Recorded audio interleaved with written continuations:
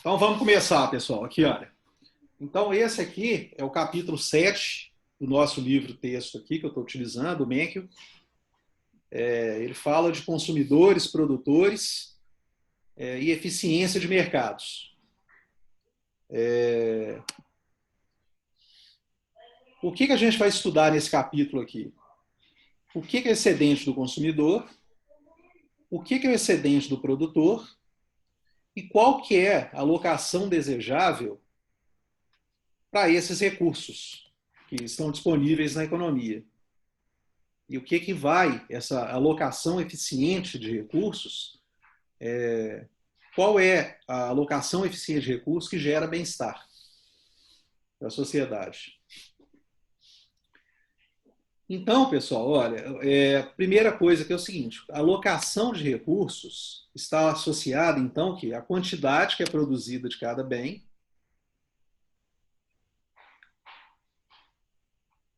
está associada também a quem produz essa quantidade, ou seja, aos produtores, o número de produtores que produzem essa quantidade, e aos consumidores, e o nível de consumidores, o número de consumidores que consomem essas quantidades produzidas. O que a gente vai ver aqui, que a alocação, a economia de bem-estar, ela vai estudar como que a alocação de recursos ela afeta o bem-estar econômico daquela sociedade ali. Tá? Então, primeiro, vamos começar aqui com o bem-estar dos consumidores. Imagine o seguinte, pessoal. Deixa eu colocar aqui um tamanho aqui mais adequado, mas ele não está... Acho que aqui deu, né? Tamanho de tela aqui que fica melhor. Imagina o seguinte, pessoal. Imagina que pensem que eu tenho aqui esses 4 consumidores, que é o Anthony, o Chad, ou a Chad, não sei, em inglês aqui, a Fleia e o John. A disposição a pagar desses compradores, desses consumidores, é definida como a quantia máxima que o comprador pagará por um bem, por determinado bem. Quanto que ele está disposto a pagar para adquirir aquele bem? Isso que a gente vai ver aqui agora. Tá? A disposição a pagar está associada à quantia que ele vai estar disposto a estar gastando para comprar determinado bem. Então, olha aqui, ó, o Anthony, para comprar, por exemplo, um iPod, tá? Ele está disposto a pagar até $250 aqui. Já o Chad, ou a Chad, sei lá, está disposto a pagar $175. A Fleia está disposta a pagar $300 e o John está disposto a pagar $120. Tá? Então, essa é a disposição individual de cada um deles. Suponha o seguinte, que o iPod ele custe $200. Aí vem a pergunta, com base na disposição a pagar que a gente viu de cada um desses consumidores, quem vai comprar esse iPod aqui? E qual será a quantidade total demandada nesse caso? Então, vamos comparar aqui, a $200 o Anthony compra, não compra? Ó, ele está disposto a pagar até 250. Como o preço é 200, então ele vai comprar. Já o Chad, a Chad, sei lá aqui, vou falar que é o Chad, tá? Ele está disposto a pagar $175. Então ele não vai comprar o preço de 200. A Fleia está disposta a pagar 300, então ela vai pagar 200, enquanto o John está disposto a pagar 125, logo ele não vai comprar um iPod por $200.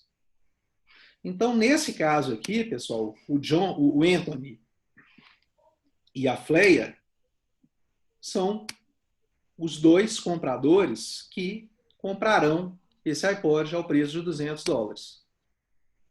Logo, a quantidade demandada vai ser igual a 2, quando o preço é de US$ 200.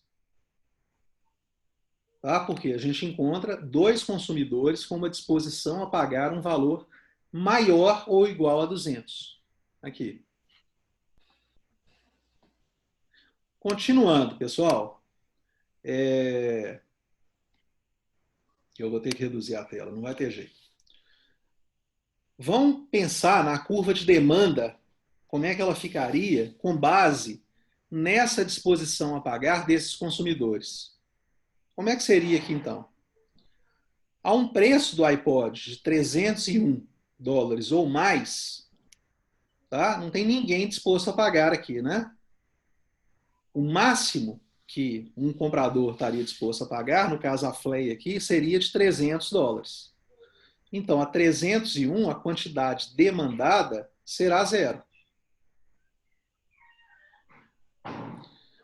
Já na faixa entre 251 e 300, vamos ver aqui, 251, quem que é a única pessoa que compra aqui? É a Fleia, né?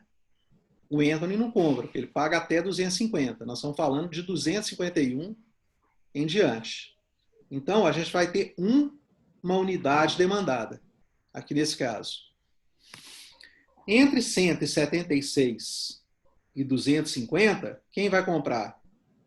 O Chad não vai comprar, o John não vai comprar, mas a Fleia e o Anthony comprarão. Então, entre 176 e 250, a gente tem o Anthony e a Fleia, ou seja, a gente tem uma quantidade demandada de 2 unidades. Entre 126 e 175, vamos ver aqui. O John não compra, a Fleia compra, né? O Chad compra e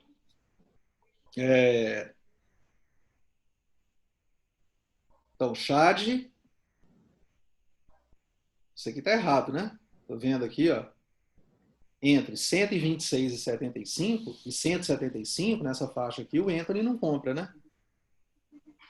Vai ser um erro aqui, né, da edição aqui do livro, né? Encontramos um erro aqui, né? Entre 126 e 175, o John vai comprar e o Chad vai comprar, né? Eu acho que não é erro, não, professor. Será que não é não? O que é aqui? Deixa eu ver aqui. Ah, sim, claro. O erro É, é meu, né? A disposição é máxima aqui, né? Tá é. certo, né? Então, a gente pega o máximo, né? Para cima aqui, né? Nessa Uhum. faixa aqui, vai ter o Chad, o Anthony e a Fleia. E vão comprar. Tá certo aqui, né? Chad, Anthony e Fleia comprarão. Já o preço entre 0 e 125, tá? Então ele vai estar aqui, né? Nessa faixa aqui. O John vai comprar. O Chad vai Charlie vai comprar. comprar. O Anthony vai comprar e a Fleia vai comprar. Então, nessa faixa de preço, todos comprarão. Ou seja, eu Tô. terei aqui 4 quantidades demandadas, 4 unidades. Aqui eu terei 3, aqui eu terei 2, aqui eu terei 1, e aqui nessa faixa aqui eu terei 0.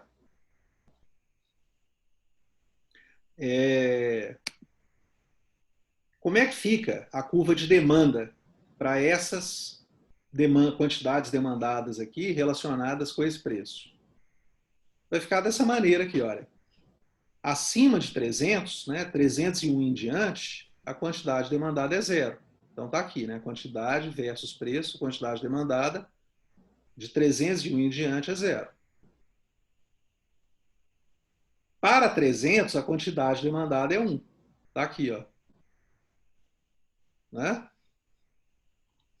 Depois, para 250, nessa faixa aqui, a gente vai ter a quantidade demandada 2. Para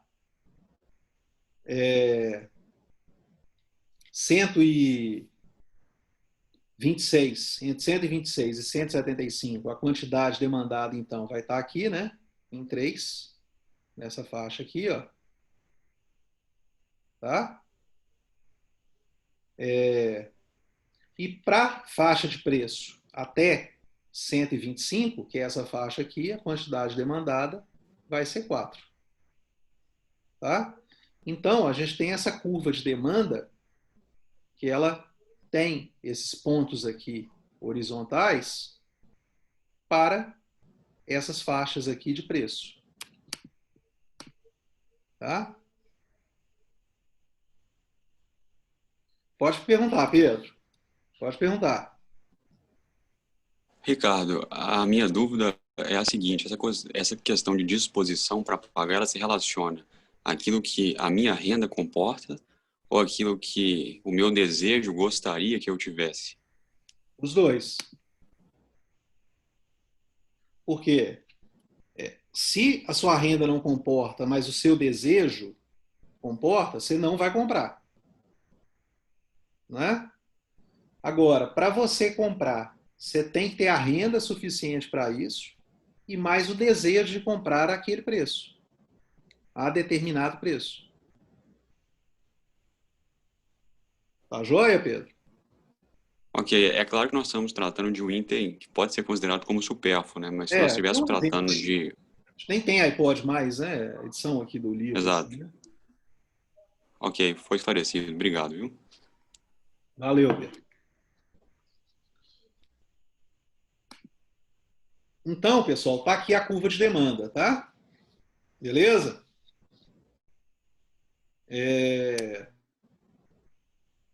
Então, a curva de demanda, D, ela parece com uma escada, né? Com 4 degraus. 1, 2, 3 e 4. Um para cada comprador aqui, no caso. Se houvesse um grande número de compradores, os degraus iam ficar cada vez menores, né? Ou seja, essa curva aqui teria um degrau mais suave, ou seja, se aproximaria de uma reta, né? Aqui, ó, à medida que eu aumento a quantidade de compradores, né? Ou seria uma curva, para ser até mais preciso, a curva de demanda ela seria uma curva mesmo, né? Assim, ó, mais suave, né? Uma representação real. Deixa eu ver aqui, parece que tem mensagem aqui no grupo. Pessoal, deixa eu estar monitorando aqui.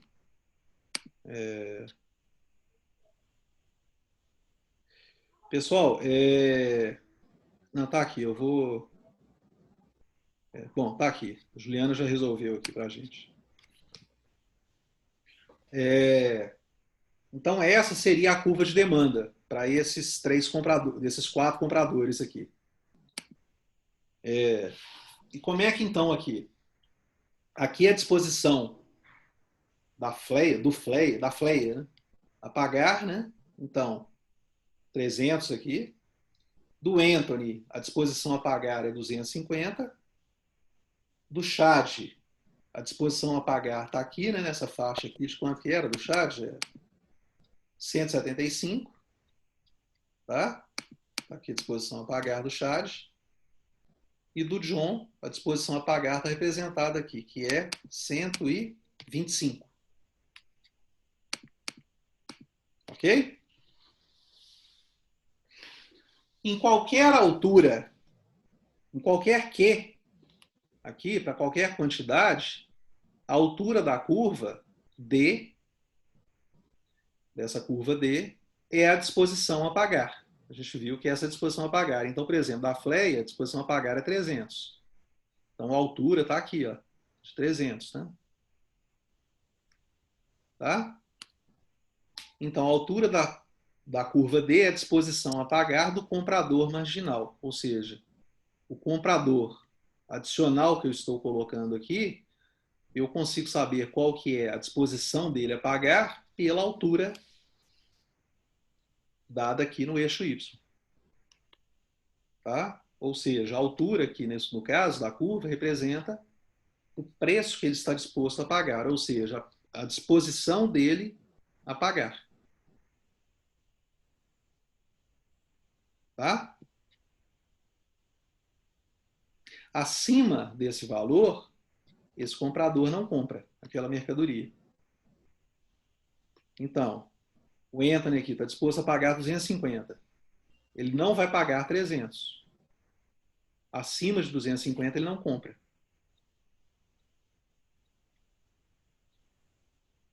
Caminhando aqui, pessoal.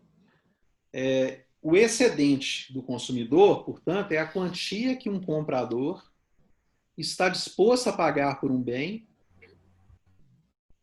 menos a quantia que ele realmente paga. Essa é a definição de excedente do consumidor. Então, aqui, se eu for traduzir isso numa fórmula, o que é? O excedente do consumidor é a disposição a pagar menos o que ele de fato paga. Ou seja, é quanto que vai sobrar para ele de dinheiro. Ele estava disposto a pagar 250, por exemplo, e o preço é 200. Então, ele vai ter um excedente de 50, vai sobrar para ele 50.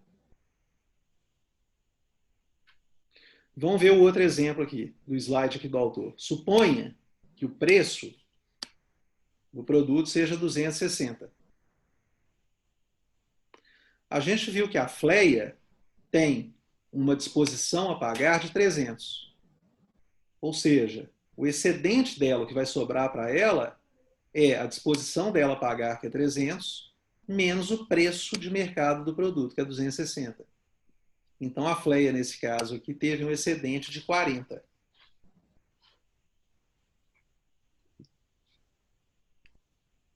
Já os outros consumidores aqui, eles vão ter excedente a um preço de 260.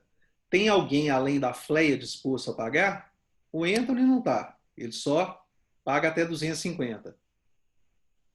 O Chad não paga, ele só paga até 175. E o John só paga até 125. Então, nesse caso, é só a Fleia mesmo. Está disposta a pagar 260. Então, nesse caso aqui, o total do excedente do consumidor, ou seja, o excedente de todos esses consumidores aqui que eu estou analisando, vai ser 40, que é o excedente em específico aqui da Fleia. Ok?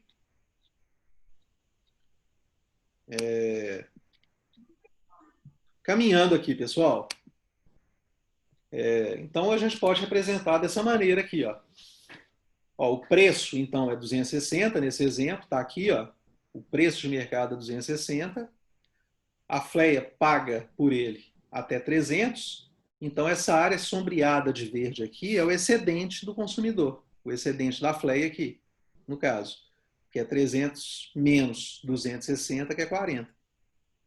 E o total excedente do consumidor, ou seja, o total dos excedentes para cada um dos consumidores que a gente tem aqui, vai ser somente o excedente da Fleia, porque ninguém mais vai consumir, ninguém mais vai comprar. Só a Fleia mesmo que está aqui, que vai demandar esse produto.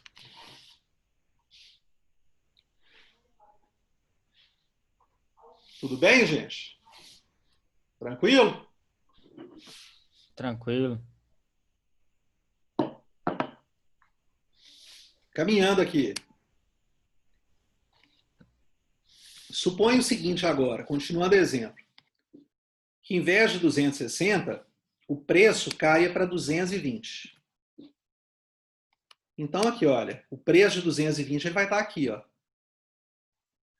Nesse caso, o excedente da Fleia vai ser quanto? 300 menos o preço, 220, vai ser igual a 80. O excedente da Fleia é tudo isso aqui. Está aqui. Já o Anthony, nesse caso aqui, agora ele compra. Por quê? A disposição dele a pagar é de 250, está aqui, né? E como o preço está 220, ele vai comprar. Está mais barato do que ele está disposto a pagar. Então, nesse caso, o excedente dele vai ser quanto? 250 menos 220, né? A disposição dele a pagar menos o preço de mercado que ele efetivamente pagou pelo produto. Então, o excedente do Anthony aqui no caso vai ser de 30. E só. Tá? Ninguém mais está disposto, nenhum dos outros dois agora estão dispostos a pagar o valor de 220. Então, o excedente total desse, né, do consumidor aqui no caso, vai ser dado pela soma dos dois excedentes, da Fleia e do Anthony. Ou seja, vai ser 80 mais 30. O total excedente do consumidor aqui será de 110.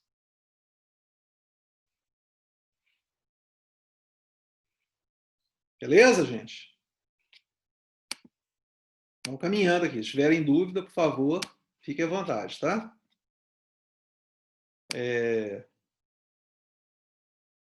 Então, a lição aqui, pessoal. O total do excedente do consumidor é igual à área abaixo da curva de demanda, acima do preço e de zero aqui. Ou seja, vamos ver aqui, olha, o excedente total é igual à área abaixo da curva de demanda. Então, eu sempre vou olhar abaixo da curva de demanda. Pode ser essa área toda aqui, né? Então, a área abaixo da curva de demanda é essa aqui. Só que eu tenho que pegar a área abaixo da curva de demanda e acima do preço. Então, o preço estava aqui de 220. Então, eu pego o preço e vejo a área que está acima do preço e que está abaixo da curva de demanda. Está aqui, ó. Ricardo, Oi. você está na página 10? Estou na página 13. Não está compartilhando com vocês, não, gente? Parece que travou, não sei se é só para mim. Travou para vocês, pessoal? Só travou normal. Para mim também tá normal. Tá normal? Ai, normal? então é só eu. Então, Franciele, Eu vou sair sai e e entrar entra de novo. Vou fazer isso. Tá? Obrigada. Tem mais Tá bom. alguém, pessoal, que não está vendo aqui a página 13, que é a página que eu estou agora? Se estiver dando esse problema, aí sai e entra de novo, tá? Vou ver se tem mais alguém aqui. Tá normal, né? Não, eu estou na página 13 aqui, ó. Olha aqui, ó. Ah, não, tá. É porque aqui tá a página 12 aqui, né? Do slide aqui, ó. A página... E aqui tá marcando 13. Provavelmente a página 1 aqui deve ser a capa do slide. Deve ser isso aqui, ó. Mas se a gente estiver olhando por aqui, tá certinho. A página 12. Tá? Então, exatamente isso, tá, Pedro? O rodapé aqui, ó. Página 12 olhando por aqui, ó. Se eu olhar por aqui, ó, o PDF é página 13. Então, pessoal, continuando aqui. E de 0 aqui. A quantidade demandada para terminar essa área aqui, a delimitação é daqui, né? De 0 até 2 aqui no caso, que é a quantidade demandada. Então, a área vai ser coberta por isso aqui, ó. Por esse preço, acima do preço, abaixo da curva de demanda, tá? E aqui no caso, pegando essa parte aqui, ó. A quantidade demandada, que para o nosso exemplo aqui, para esse caso, vai ser 2. Tá? Esse, então, é o excedente do consumidor.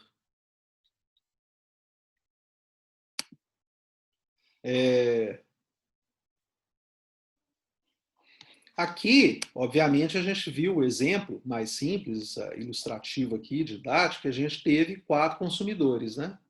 Aqui. 1, 2, 3 e 4. Agora, se a gente tiver muitos consumidores, uma quantidade grande de consumidores e uma quantidade grande de vendedores, essa curva de demanda vai ser essa reta aqui, ó. Como se tivesse, né, um monte de degraus pequenininhos aqui, né?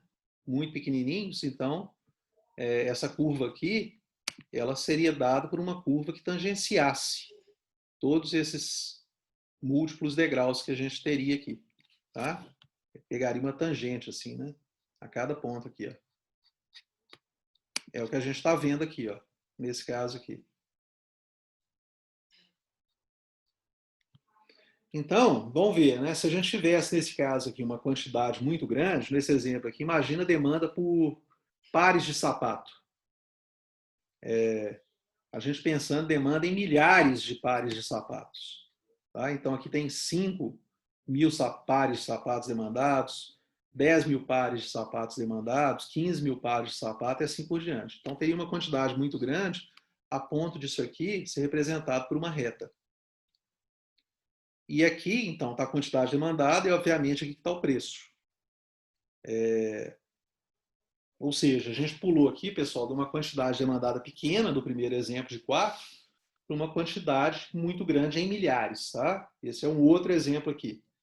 Aqui a gente estava falando inicialmente de iPod, no exemplo, e agora aqui, o segundo exemplo que a gente está vendo são pares de sapatos. Tá? Vão sofisticando um pouco mais essa análise, considerando uma quantidade demandada maior. Então, supondo aqui, pessoal, que a quantidade demandada aqui estivesse aqui, ó, em 5.000. Então, em Q igual a 5.000, o comprador marginal está disposto a pagar quanto aqui? Ó? Eu venho e vejo onde que esse prolongamento de reta aqui encontra a curva de demanda e vejo aqui, olha. Então, o comprador marginal aqui estaria disposto a pagar o valor de $50 aqui, 50 dinheiros, unidades monetárias, pelo par de sapato. Ele estaria exatamente nesse ponto aqui, ó. Ou seja, o comprador de número 5.000, ele estaria disposto a pagar $50 pelo par de sapato. E aí, vamos supor aqui que o preço de mercado fosse de $30. Logo, nesse caso aqui, o preço está aqui, mas o consumidor está disposto a pagar 50, o excedente aqui nesse caso seria de quanto? De 50 menos 30, que é 20. Então, o excedente desse consumidor aqui, no caso, seria de quanto? De 20. Professor, você repete de novo, por favor? Repito. Vamos lá. A tradução de uma curva como essa aqui, que ela vem em degraus, para essa reta aqui, não sei se ficou claro, mas eu vou repetir também, tá? É porque aqui eu Isso aí ficou. Ficou claro? Aqui eu só tenho 4 casos. À medida que eu vou estendendo isso para uma demanda maior, como é o caso aqui, né, que eu estou falando em milhares de pares de sapato, isso aqui vai se aproximando de uma reta. Às vezes nem de uma reta, né? Às vezes ela vem com uma curva assim, ó, fazendo isso aqui, ó. Uma curva assim, ó. Tá? Mas esse caso aqui vão ficar na reta. Então, eu teria essa reta aqui, e aí imagina o seguinte, que a quantidade demandada, nesse caso aqui, é de 5.000 pares de sapato. Então, Q é igual a 5, né? 5.000 aqui. Aqui está em milhares.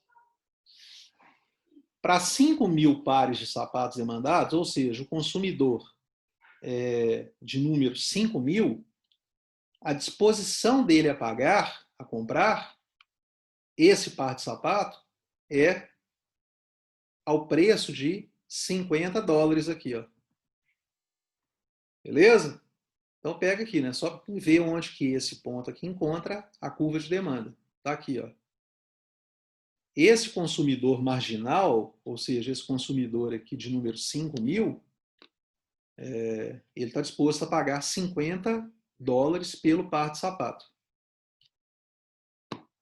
Mas vamos supor aqui que o preço de mercado para esse par de sapato é somente 30. Ou seja, o excedente desse consumidor aqui vai ser quanto? 50 menos 30 será de 20. Esse é o excedente aqui desse consumidor. Ele está disposto a pagar até 50, mas ele se deu bem aqui porque o preço de mercado daquele par de sapato é 30. Então sobrou para ele 20. Ele pagaria até 50, mas que bom que o preço está 30. Ok? Beleza? Entendi, beleza. Então, vamos caminhar aqui.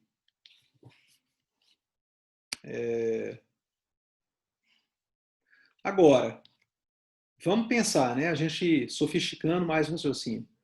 O excedente de todos os consumidores, aqui eu peguei um caso apenas, né? Do consumidor de número 50. Tá? Mas concorda que todos os consumidores dispostos a pagar um valor maior que 30 estariam aqui, ó, teriam esse excedente aqui, ó. Eu teria um consumidor aqui disposto a pagar próximo de 60, por exemplo, 59,99. Então ele teria um excedente 59,9999 menos 30, estaria próximo de 30, o excedente dele. Eu já teria um outro consumidor aqui disposto a pagar 40. Então, o excedente dele seria o quê? 40 menos 30, 10. Ou seja, o excedente total do consumidor vai ser essa área aqui, olha, sombreada aqui desse triângulo. Todos os consumidores que pagariam mais do que 30, ou seja, teriam excedente de consumidor, estão representados aqui, o excedente de cada um deles, por essa área sombreada de azul aqui. Ou seja, o excedente do consumidor, do total de consumidores, dispostos a pagar mais do que 30, né? Ele, então, é dado por essa área aqui, ó, entre P, está aqui, ó, P no caso aqui é 30, e a curva de demanda, está aqui, ó. Tá?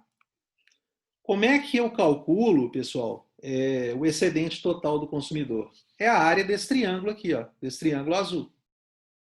Como a gente sabe, lá da geometria, a área de um triângulo, o que é? É base vezes altura dividido por 2. Ou seja, a altura desse triângulo aqui vai ser quanto? 60, tá aqui, menos 30, que é igual a 30. Né? E a base desse triângulo vai ser quanto? Vai ser 15. Tá aqui, ó. Logo, o excedente do consumidor, que está em inglês, né? Vai ser quanto? Vai ser metade da base, que é igual a 15, vezes a altura, que é 30. Base vezes a altura sobre 2. Ou seja, o excedente total do consumidor aqui nesse exemplo vai ser de 225.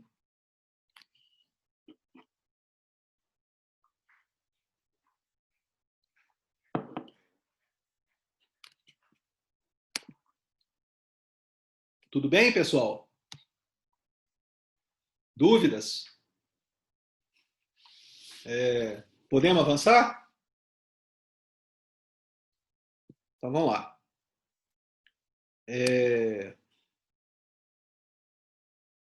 Como que um preço maior ele reduz o excedente do consumidor?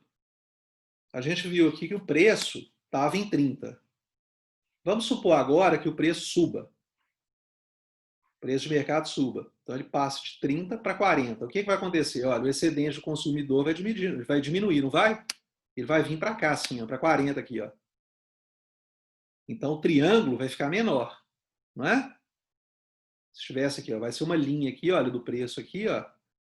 Logo o excedente do consumidor, ele vai ser esse triângulo aqui, ó. Entre 60 e 40 aqui, vai ser um triângulo menor. Então vamos ver aqui, ó, o que vai acontecer. Olha o triângulo menor aqui, ó, em rosa aqui, ó.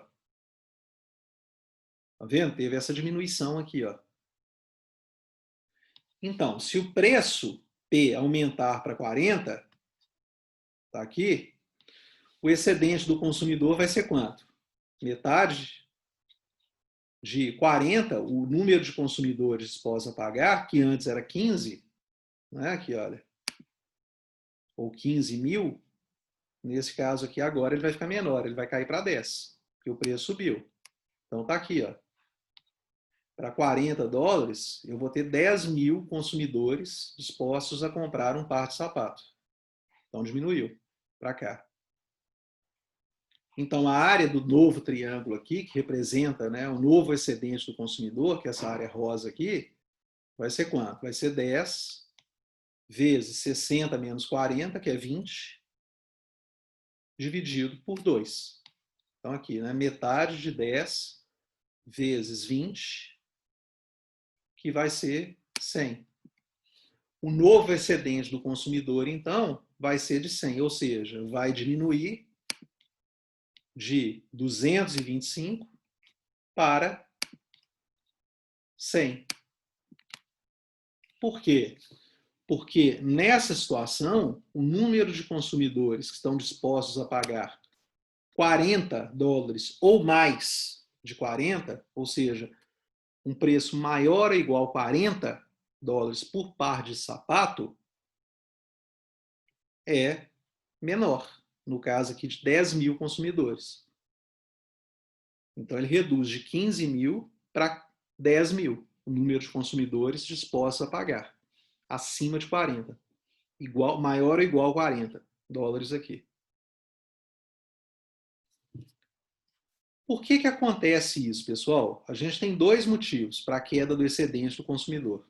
Primeiro é o seguinte, a queda do excedente do consumidor ocorre porque os compradores vão deixar o mercado, não vão querer comprar aquele produto. Porque o produto mais caro, obviamente, você vai ter menos gente disposta a comprar. Tá? A outra razão é que a queda do excedente do consumidor ocorre porque compradores remanescentes, que é o caso aqui, né? Os compradores que estão dispostos a pagar um preço maior ou igual a 40, pagam esse valor.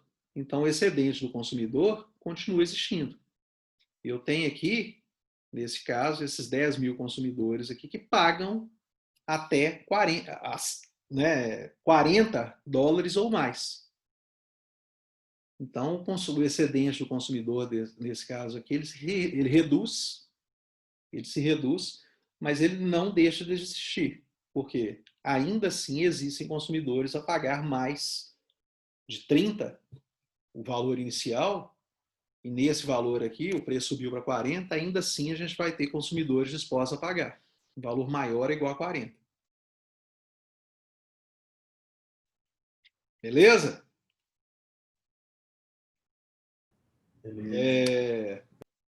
Então vamos aqui, pessoal. Eu vou passar para vocês aqui um exercício aqui para vocês praticarem, tá? Eu vou dar um minutinho para vocês praticarem. Então aqui, ó, encontre a posição. Desculpa. Encontre a posição, a disposição a pagar do comprador marginal em Q igual a 10. Facinho, só vocês verem aqui no gráfico. A disposição a pagar quando Q igual a 10. Depois, encontre o excedente consumidor para P é igual a 30. Também é só marcar. É facinho aí. Suponha que o preço caia para 20. Quanto o excedente do consumidor irá aumentar, no caso, se novos compradores entrarem no mercado e se os compradores existentes pagarem um preço menor. Então, vou dar 2 minutinhos para vocês fazerem aqui e a gente já corrige. Tá? Vou esperar vocês aí. Rapidinho, pessoal. É só praticar mesmo. É simples o exercício.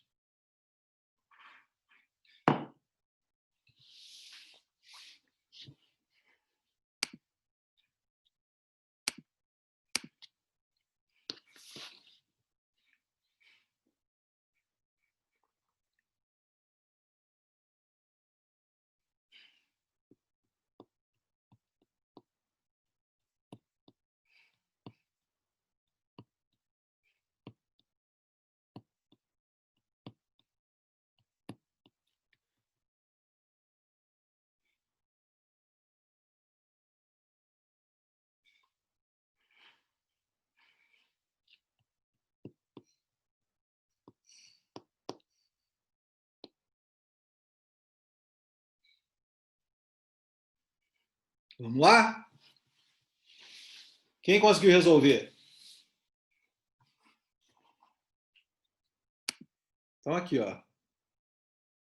Deixa eu pegar aqui para a gente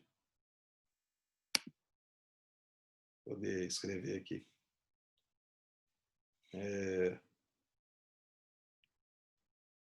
Então, aqui, ó.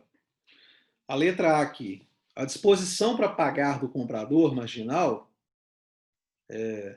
em Q igual a 10. Então, Q igual a 10, só ver onde que encontra aqui, na curva de demanda. É isso aqui, ó. Tá aqui, ó. A disposição para pagar vai ser quanto? 30. Ele paga até $30, né?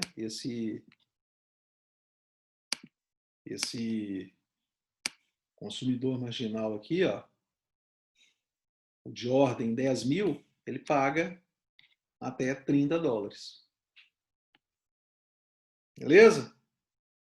E qual que é, a letra B aqui, qual que é o excedente do consumidor para esse caso aqui de P igual a 30? Lembrem-se que o excedente do consumidor, ele está entre a curva de demanda, abaixo da curva de demanda, e acima da curva de preço. Deixa eu ver aqui, parece né? uma...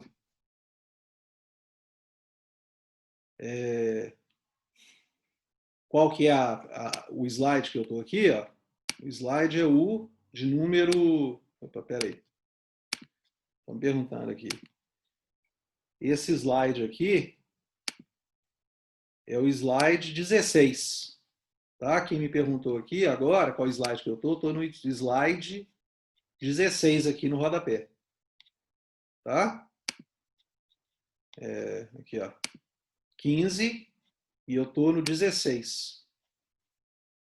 Tá? Ele não está escrito aqui, esse slide. É 17, né, não? Não, é o 16. Aqui, ó, eu estou no 16. Tá aparecendo o número 17 ali em cima. Para mim também. Será que tá Ah, não. travando de novo? Aí é que eu falei com vocês, tá?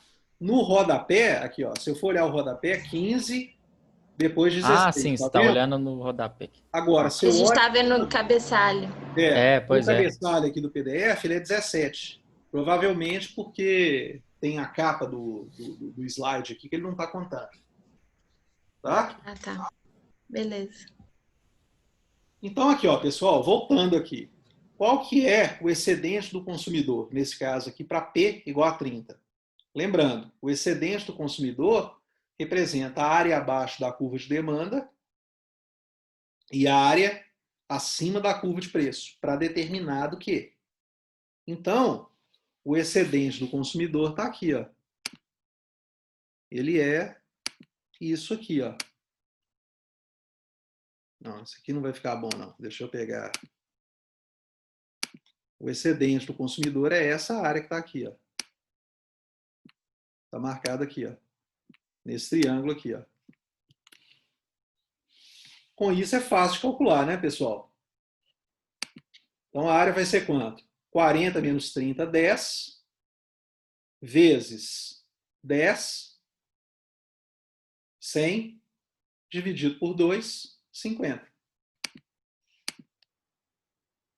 Tá? Exatamente, Pedro. Tá?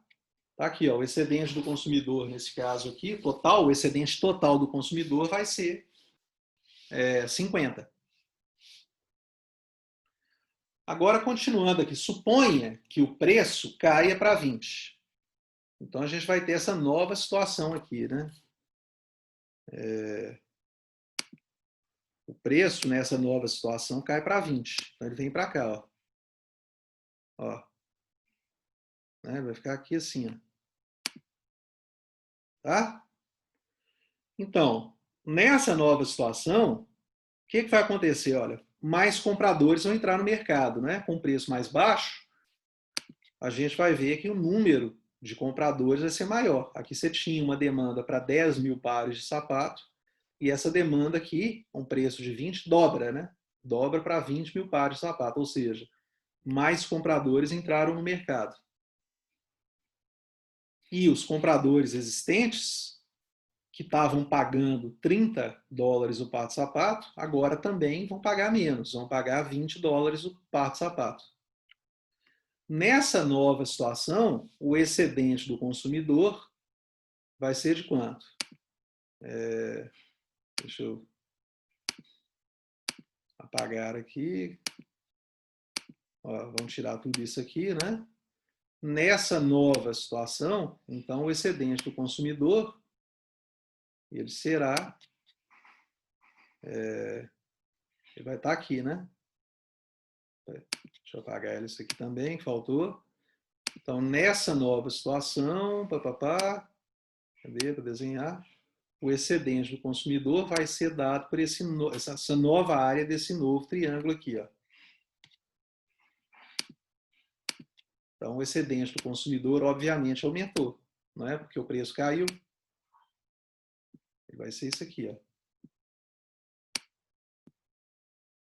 Ou seja, ele vai ser a altura do triângulo 40 menos 20. 20 vezes a base do triângulo, que é 20, tá? Dividido por 2.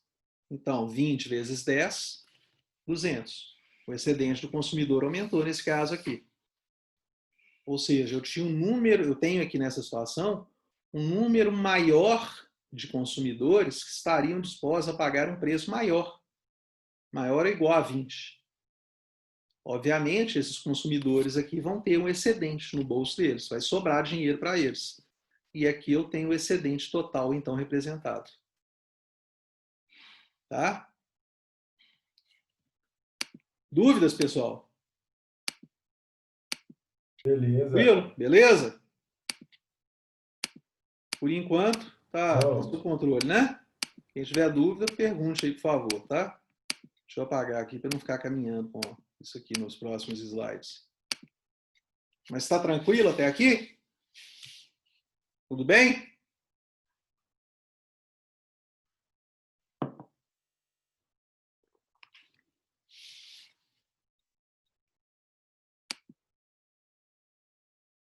Vamos caminhar aqui. A gente falou do consumidor até agora. Agora vamos falar do produtor ou do vendedor. Vamos ver o lado de quem produz. E, obviamente, vamos falar da curva de oferta e do custo do produtor. O que é o custo, pessoal? Custo é o valor de tudo aquilo de que um vendedor precisa abrir mão para produzir um bem. Então, ele abriu mão de dinheiro para comprar materiais para produzir. E para pagar salários, máquinas, equipamentos e tudo mais. Além disso, ele abriu também mão do tempo de trabalho dele, não foi? Ele também abriu mão de uma remuneração daquele capital que ele investiu nesse negócio que poderia estar aplicado em outra coisa. Então, o custo, a gente novamente fala aqui do custo de oportunidade. Né? Tudo que ele está abrindo mão para produzir aquele bem. E nesse custo, então, inclui, né, o custo de todos os recursos utilizados para produzir os bens, inclusive o tempo do vendedor, do produtor. Aqui a gente, vendedor e produtor, é a mesma coisa. Tá? Então, é tudo que ele está abrindo mão, inclusive o tempo dele, dedicado àquela atividade, obviamente traduzido em uma remuneração, né, em um valor monetário, é tudo que ele abre mão para produzir aquele bem. Esse é o custo dele. Então, nesse exemplo aqui, pessoal, a gente tem agora 3 produtores. O Jack, a Janet e o, acho que é Chrissy aqui. Acho que é o Chrissy, né? O custo do Jack é de $10, o custo da Janet é de $20 e o custo do Chrissy aqui é de $35. O que vai acontecer, pessoal? Cada um desses vendedores aqui, eles só vão vender, só vão produzir e, consequentemente, vender os produtos deles, que eles produzem, se o preço excede o custo. Obviamente. Se o preço de venda for menor que o custo, ele não vai produzir, porque ele vai ter prejuízo. Ele não vai querer produzir nem vender. Tá? Ele só produz se o preço de venda, o preço de mercado, for maior do que o custo de produção dele. Ou seja, pessoal, o custo é uma medida de disponibilidade de vender do produtor. O produtor só está disponível, só quer vender se o preço de mercado for maior do que o custo de produção dele. Então, o custo representa o mínimo que ele está disposto ali, o preço mínimo, limiar, limite que ele está disposto a vender aquele produto que ele produz.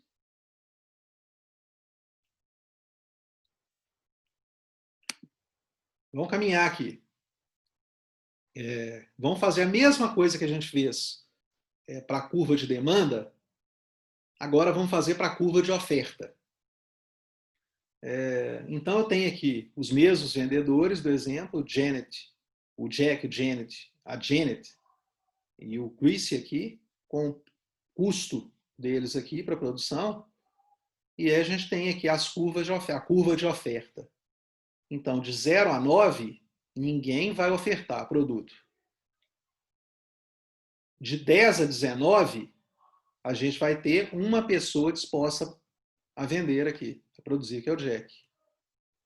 De 20 a 34, a gente vai ter o Jack e a Janet, ou seja, 2 produtores.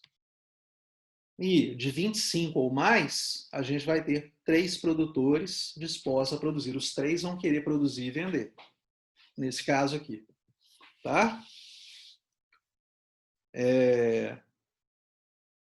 Assim, pessoal, a curva de oferta, ela também, para esses 3 produtores, ela tem um formato de escada. Similar à curva de demanda. Só que aqui é uma escada ascendente, enquanto a curva de demanda é uma escada descendente. E, obviamente, a altura aqui, olha, está relacionado com o custo de produção de cada um dos 3 produtores. Então, 10 é o custo de produção de um, 20 é o custo de produção do outro, e 35 é o custo de produção do outro. Está aqui, ó. Tá? Então, estão as quantidades aqui ofertadas e o custo de produção representando aqui a disposição, a disponibilidade do produtor de vender aquele produto. Está representado aqui, ó. Ele vende por 10 ou mais, ele vende por 20 ou mais, e ele vende por 35 ou mais. Tá? Tudo bem, gente? Até aqui? Então, aqui, olha. O custo do Jack está aqui, de 10. O custo da Janet está aqui, 20. E o custo do Chrissy está aqui, ó, 35. Em qualquer que a gente tiver, a altura da curva de oferta é o custo do vendedor marginal. Então, eu tenho um vendedor aqui que a altura dessa é o custo do Jack. O outro vendedor marginal aqui é a Janet, que está aqui, que a nova altura aqui é 20, né? E a nova altura marginal aqui é de 35, representando o novo vendedor marginal, no caso para 35, que é o Chris aqui. Tá? Obviamente, esse vendedor marginal deixaria o mercado se o preço de mercado fosse menor do que a disponibilidade dele a vender. Então, o Jack deixa o mercado se o preço for menor que 10, preço de mercado. A Janet deixa o mercado se o preço de venda for menor que 20. E o Chris aqui deixa o mercado se o preço for menor que 35.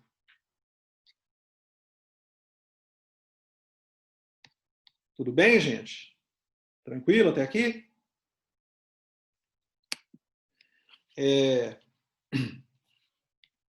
Então, da mesma forma que a gente tem o excedente do consumidor, que a gente viu, a gente tem também o excedente do produtor,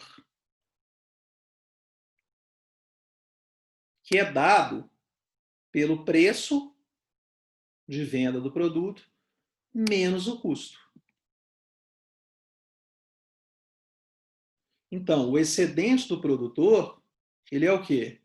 A quantia que um vendedor recebe por um bem, menos o seu custo de produção.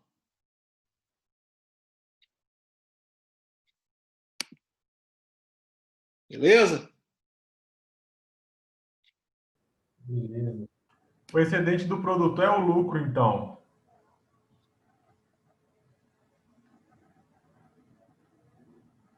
É o lucro daquele produtor marginal aqui no caso. Tá? Ok? É o quanto que ele ganha para produzir. Tá?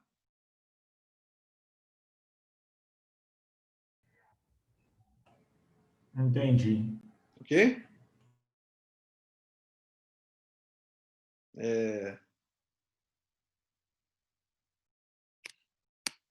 Então, aqui, vamos pegar esse exemplo aqui, né, do Jack, da Janet e do Chris aqui. O excedente do produtor é o preço menos o custo. Vamos supor que o preço de mercado, então, ele está dado em 25. Está aqui, ó. Tá, esse é o preço de mercado. Então, o excedente do Jack aqui, no caso, vai ser quanto? O Jack está aqui, ó. O custo dele é 10. Como o preço de mercado é 15, ou seja, o lucro dele, ou o excedente do produtor dele, vai ser quanto? É 25, desculpa, o preço de mercado, né? Então, 25 menos 10, o excedente do Jack aqui vai ser 15. Já a Janet aqui tem um excedente de 25 menos o custo dela, que é 20, o excedente da Janet é 5. E o Chris aqui, no caso, não vende, né? O custo dele aqui, a disponibilidade dele a vender, está maior do que o preço de mercado, então ele não vende. Então é zero o excedente dele. Logo, o excedente total do produtor vai ser o quê? O somatório do excedente do Jack, que é 15, mais o somatório do excedente, mais o excedente da Janet, que é 5, então 15 mais 5 vai ser 20. O total do excedente do consumidor aqui nesse caso é 20. Então, pessoal, é importante ver que a área, ó, o total do excedente do produtor é a área acima da curva de oferta. Tá? A curva de oferta vai ser a área acima da curva de oferta, tá? E abaixo do preço P de mercado, limitada à quantidade vendida, ou a quantidade produzida aqui no caso.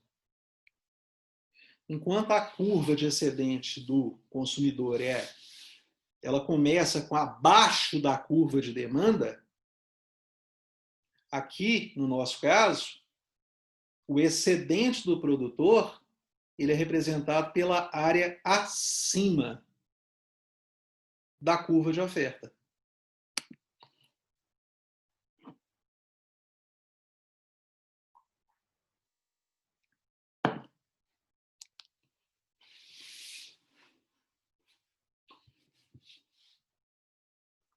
Tudo bem, pessoal, até aqui? Tranquilo? Dúvidas? Então vamos lá, vamos caminhar aqui.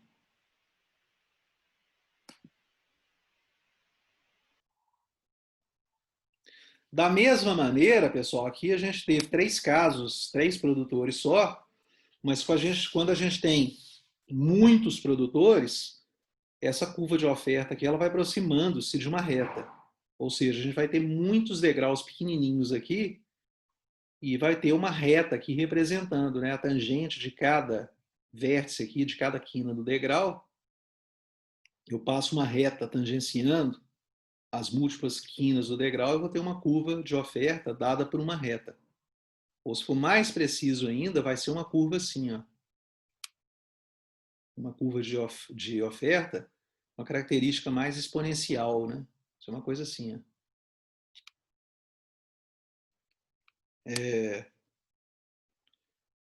Então, aqui, já pegando uma curva para... Voltando ao exemplo dos pares de sapatos, onde a gente tem milhares de sapatos demandados e, por consequência, produzidos, aqui eu tenho essa curva aqui, olha, né, representada por essa reta aqui, já considerando milhares de pares de sapatos produzidos e um número muito grande de produtores e de vendedores, sofisticando um pouco mais o modelo. Então, vamos imaginar que é o seguinte, pessoal, nessa curva de oferta, a gente tem um preço P de mercado, praticado no mercado, sendo de 40, então está aqui essa linha aqui, olha, representando o preço P de mercado, e suponha que a gente tem a quantidade, em que a quantidade produzida de 15 mil pares de sapatos. Então está aqui, ó, tem 15 mil pares de sapatos, encontrando o custo marginal do produtor ou do vendedor aqui, olha, nesse ponto aqui, ó, de 30. Tá? Obviamente, pessoal, a gente tem que estar atento a esses modelos. Aqui a gente está considerando um mercado competitivo, onde você tem uma quantidade muito grande de produtores e uma quantidade muito grande de vendedores. Essa é uma limitação ou simplificação desse modelo. A gente está considerando aqui o mercado competitivo. Eu sei que o Paulo está apresentando as críticas para vocês e as limitações desses modelos neoclássicos, e essa aqui é uma delas. Até que ponto que no mundo real a produção de pares de sapatos ela se aproxima de um mercado perfeitamente competitivo. Então, até que ponto que isso aqui, esse modelo que a gente está trabalhando aqui, ele aproxima da realidade? Isso é uma crítica que se faz aos modelos neoclássicos. Tá? Mas eles ajudam a gente a entender a realidade, mesmo com as limitações que eles possuem. Então, nesse caso aqui, pessoal, eu sei que o custo marginal está aqui, ó, tá? Ou seja, o custo para produzir uma unidade, um par de sapato, no caso é 30, e o preço de mercado que está sendo praticado aqui é 40. Tá? Logo, o excedente do produtor vai ser quanto? Ele vai ser dado aqui, olha, por toda essa área aqui, ó, da curva de oferta, acima da curva de oferta e abaixo do preço de mercado. A gente sabe que para o preço de mercado, aqui, olha, a quantidade produzida vai ser de 25 mil pares de sapato. A quantidade ofertada vai ser de 20 mil pares de sapatos. Então, o excedente do produtor, nesse caso, vai ser essa área do triângulo aqui, que a gente calcula também da mesma maneira. 40 menos 20, desculpa, aqui é 15, né? É 15, tá? Esse ponto que tangencia aqui, olha, é 15. Então, 40 menos 15 é 25, tá? E aqui, a base do triângulo é 25, então é metade de 25 vezes 25. Ou seja, o excedente total do produtor aqui, considerando um preço de mercado de 40, é de 312,50. Tá? Beleza?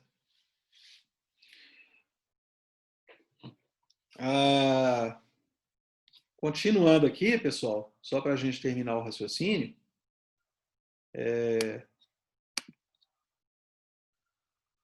e um preço menor de mercado, obviamente, vai reduzir esse excedente do produtor. Da mesma maneira que a gente viu que um preço maior de mercado reduz o excedente do consumidor. Então, se o preço baixar aqui para 30, ou seja, ele baixar de 40 para 30, o excedente do consumidor, do produtor aqui no caso, o excedente do produtor, vai ser dado agora por essa área desse triângulo amarelo aqui. Então vai ser quanto? 30 menos 15 é 15, vezes 15 dividido por 2, que vai dar 112,50. Dois motivos que levam à queda do excedente do produtor. Pode ocorrer porque, quando o preço fica mais baixo, a gente vai ter produtores ou vendedores aqui que vão sair do mercado, porque não toleram, não têm disponibilidade, não têm disposição a praticar um preço abaixo, um preço mais baixo. E os vendedores remanescentes, eles vão ter que trabalhar com um preço mais baixo. Antes era 40 e agora passou para 30.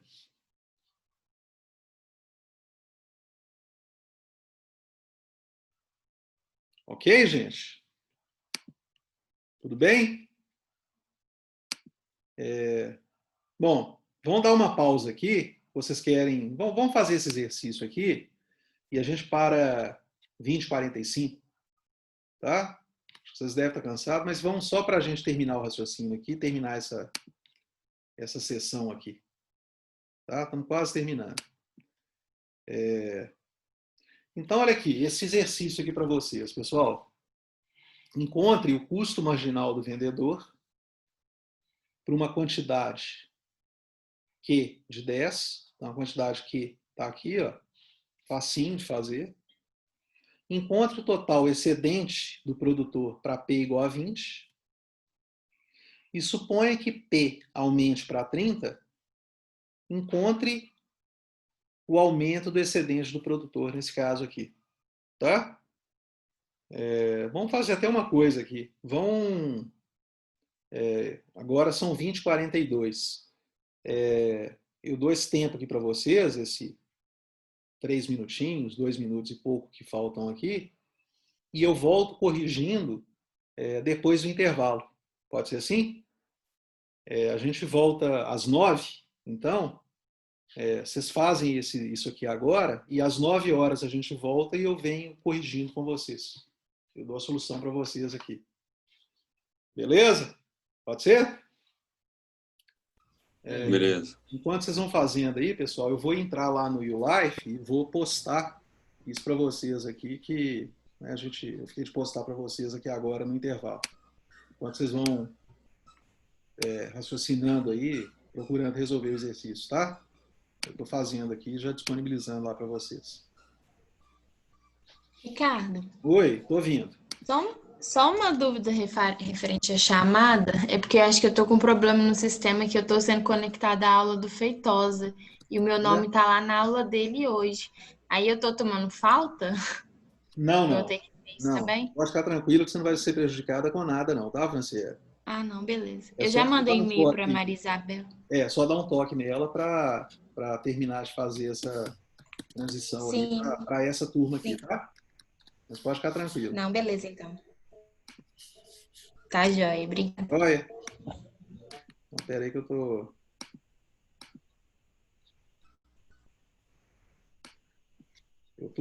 Bom, pessoal, vamos fazer o seguinte. Eu preciso aqui de fechar essa tela aqui para poder disponibilizar lá no YouLife. Então, eu vou dar uma pausa aqui, tá? E a gente volta daqui a pouquinho, então, às 9. Tá? Beleza. Beleza? E aí eu volto já corrigindo com vocês, tá? Eu vou interromper aqui para poder fazer essa mexida aqui. Então, está aqui o exercício. Encontre o custo marginal do vendedor em Q igual a 10. Então, tem aqui, né? Q igual a 10. O custo marginal, o custo desse vendedor marginal aqui vai ser quanto? Está aqui, né? Vai ser 20. Tá? Encontre o excedente total do produtor para o preço é igual a 20. Então, o que é? O excedente do produtor vai ser essa parte aqui para baixo. Tá? Vamos ver aqui, tem um slide aqui que apresenta isso aqui, né? Ó, em Q igual a 10, então o custo marginal está aqui, né? Ó, igual a 20. Tá? O excedente do produtor nessa faixa aqui vai ser quanto? Né? Para preço igual a 20. Vai ser essa área aqui de rosa. Então vai ser meio de 10 vezes 20. Ou seja, o excedente do produtor, que é essa área rosa aqui sombreada de rosa, vai ser igual a 100. Bom, e se o preço aumentar para 30, o que vai acontecer? Então o preço vai estar aqui, ó. Em 30, a quantidade produzida vai passar para 15. Está aqui, ó. Então o excedente do produtor, ele vai ser toda essa área aqui, agora.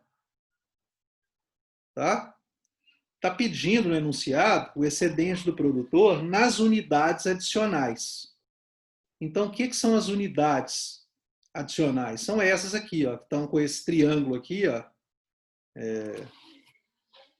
mais aqui, né, com essas linhas azuis horizontais aqui, ó. Então, nessas unidades adicionais, é assim, o que? Meio de 5, que é essa distância aqui, né, de 10 até 5, vezes a distância de 20 até 30, que é 10. Então, meio de 5 vezes 10, que é igual a 25. Tá aqui, ó. Então, esse é o excedente do produtor para essas unidades adicionais aqui, ó. Tá? E está pedindo para calcular o aumento do excedente do produtor nas 10 primeiras unidades, que são essas aqui, ó. Tá? O excedente do produtor nessas 10 primeiras unidades vai ser dado por esse retângulo aqui, ó. Então vai ser quanto? Esse quadrado, no caso, né? 10 vezes 10, que é igual a 100. Que é esse quadrado que está aqui, né, na representação. Está aparecendo um retângulo, mas é um quadrado. Aqui. Ok, pessoal? Então tá aí. O excedente do produtor adicional vai ser a área desse quadrado mais a área desse triângulo aqui. Quando o preço de mercado ele subiu de 20 para 30, gerando uma quantidade produzida que passou de 10 para 15. Beleza? Beleza. Vamos caminhar aqui então.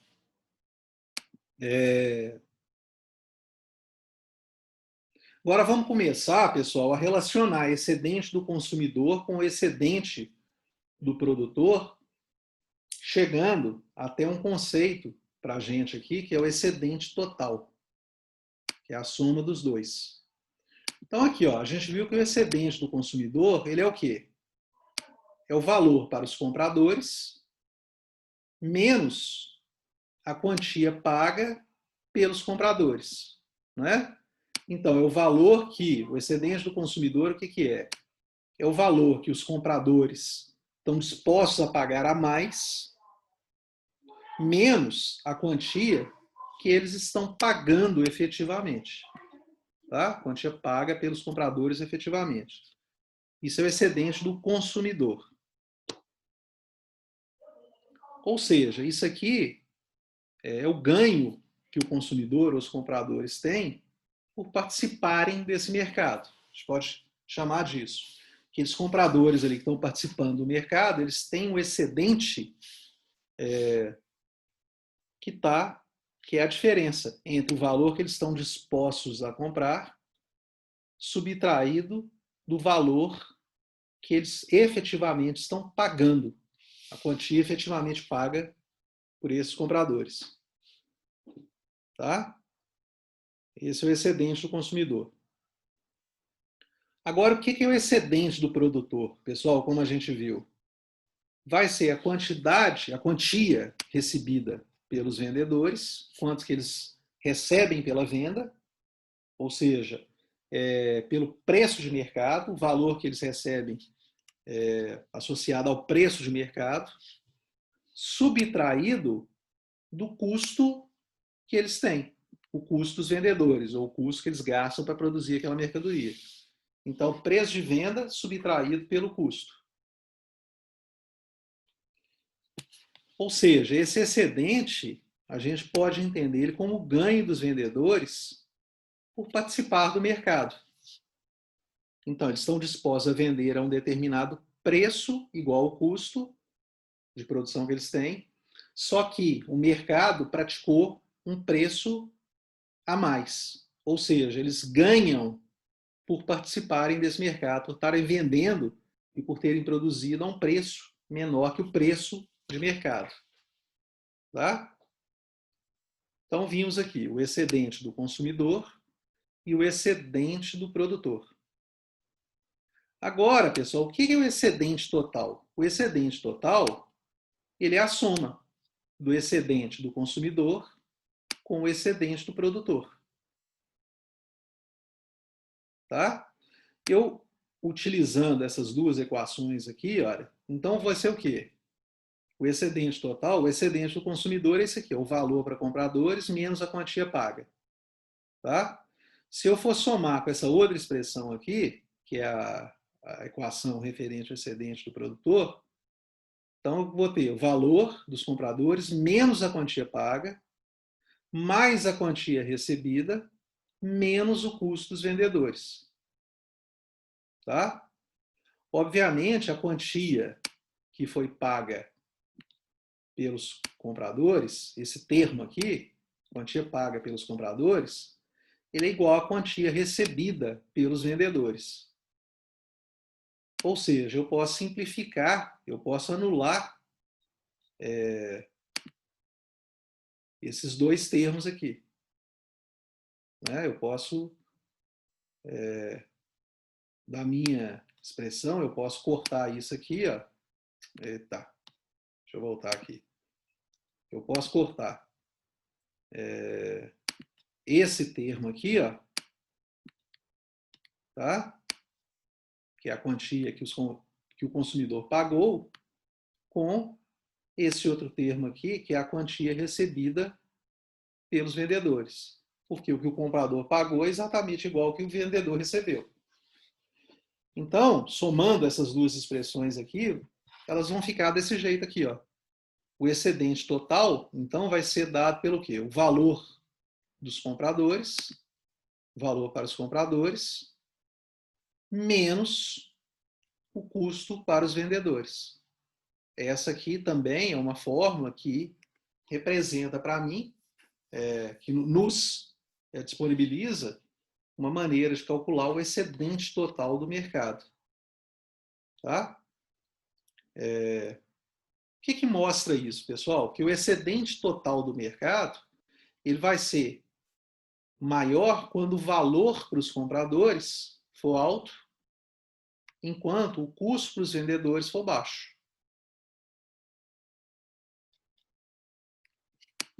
Tá? Deixa eu apagar esse negócio aqui, porque senão... Ó. Ou seja, como é que fica essa questão de... Vamos ver aqui qual relação que esse excedente total tem com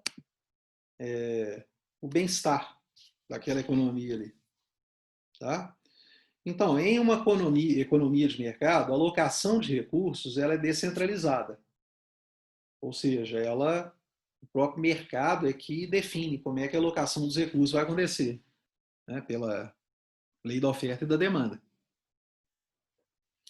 Então, ela é descentralizada e determinada pela interação de muitos compradores e vendedores em interesse próprio, como a gente sabe muito bem. E a alocação desses recursos vai ser determinada... a pergunta aqui. A alocação desses recursos, ela determinada pelo mercado, ela é desejável? Ou uma alocação de recursos que não fosse determinada pelo mercado seria melhor para a sociedade? Se houvesse, como por exemplo, casos de economia centralizada, que promovem essa alocação de recursos? O que seria melhor? Então, para responder essa questão, a gente pode pensar em termos do excedente total, como uma medida de bem-estar da sociedade. Tá? Quanto maior o excedente total, maior vai ser o bem-estar de consumidores e de produtores. Tá? Então, usamos o excedente total como medida de bem-estar de uma sociedade e consideramos se a alocação do mercado é eficiente. Ou seja, a gente quer maximizar o bem-estar. Se esse bem-estar está maximizado, ou seja, o excedente total do mercado está maximizado, a gente está entendendo que aquele mercado atingiu uma alocação eficiente de recursos. Tá? Vamos detalhar mais isso aqui.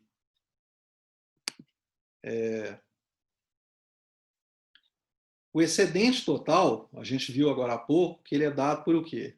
Pelo valor dos compradores menos o custo para os vendedores. A gente acabou de ver, deduzir essa expressão aqui. Então, uma alocação de recursos ela vai ser eficiente se maximizar o excedente total. Quando vai acontecer isso, a maximização do excedente total? Quanto o valor para os compradores for o mais alto possível e o custo para os vendedores for o mais baixo possível. Então, os bens são consumidos pelos compradores que os valorizam mais e os bens são produzidos pelos produtores com os menores custos. Tá? Então, isso não está associado com aumentar ou diminuir a quantidade de um bem. Isso não vai aumentar o excedente total. Aqui, essa expressão a gente vê que não tem quantidade. Tem valor para os compradores e custo para os vendedores. O que tem que se fazer para ter uma eficiência maior de mercado é o quê? Aumentar o excedente total, uma eficiência de alocação de recursos, é aumentar o excedente total, e isso é feito pelo aumento do valor dos compradores e a redução do custo dos vendedores. Ou seja, a gente vendo isso aqui no gráfico, as curvas de oferta e de demanda, e a gente colocando aqui o excedente do consumidor e o excedente do produtor, o excedente total é dado pelo somatório desses dois triângulos aqui, azul e amarelo. Essa linha aqui, né, essa área delimitada aqui por essa linha vermelha, representa o excedente total de mercado, ou seja, a eficiência máxima de alocação de recursos daquele mercado. Então, aqui, o equilíbrio de mercado ele é dado por o quê? Nesse exemplo aqui, P, para um P igual a 30, e a quantidade produzida e demandada igual a 15. Então, o excedente total vai ser o quê? O excedente do consumidor, que está aqui pela área azul, acrescido do excedente do produtor, que é a área do triângulo amarelo aqui. Tudo bem, pessoal, até aqui? Tudo tranquilo? Vocês estão acompanhando aí? Vocês estão meio calados aí? Estão acompanhando? Como é que tá? Tá dando para ir. Tá dando Sim, para ir? estou acompanhando. Tá dando para acompanhar, né? Sim. Então vamos lá. Vamos caminhar aqui. Se tiver alguma dúvida, vocês, por favor, interrompam.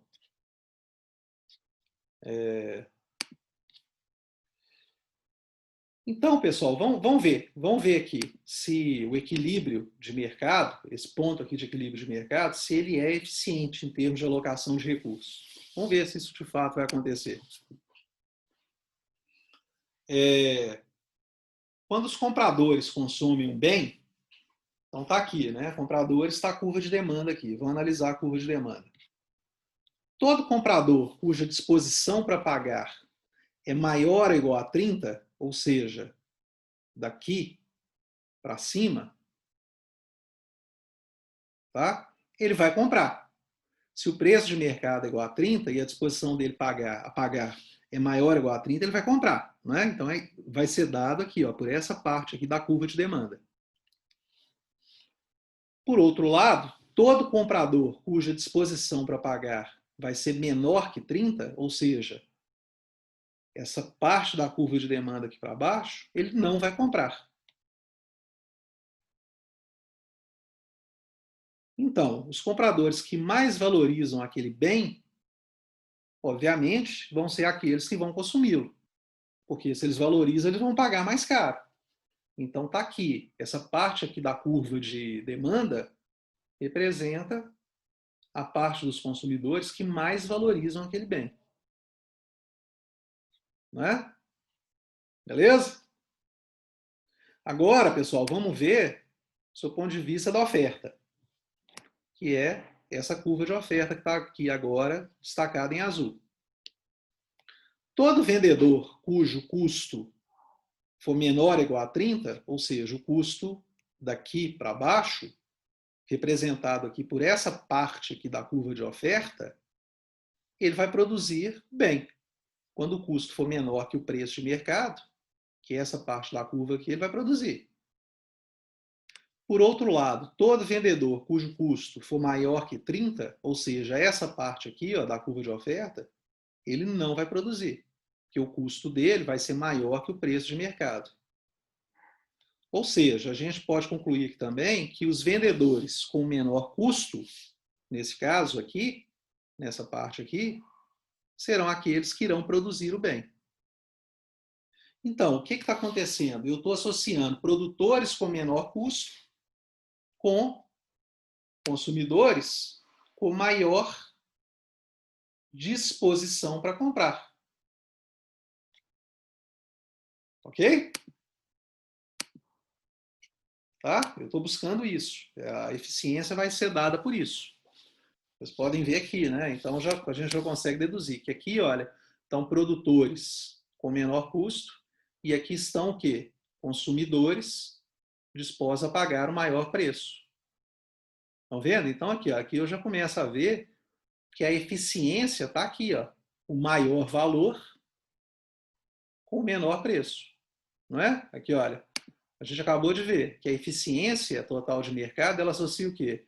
O maior valor dos compradores para o menor custo. Não é isso? O excedente total é esse. Né? A medida de eficiência associada com o excedente está aqui. Ó.